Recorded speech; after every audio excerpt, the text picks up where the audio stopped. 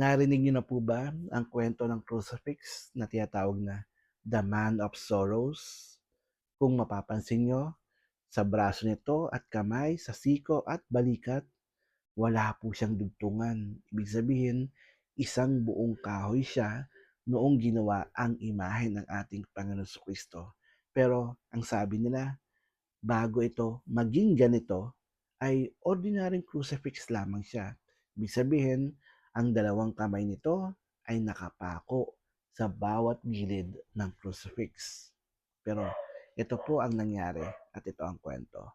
Noong 1600s sa bansang Germany, kung saan naroroon ang crucifix ng ating Panginoon Kristo, ito ay pinasok ng magnanakaw. Kinuha ang mga mahalagang gamit at pinagsisira ang tabernakulo. At dahil dito, napansin ng magnanakaw na gumagalaw ang braso ng imahe ng crucifix ng ating Panginoon Kristo. Natanggal ang mga pako. At dahil doon, natakot siya at nagsisi sa kanyang pinagagawa.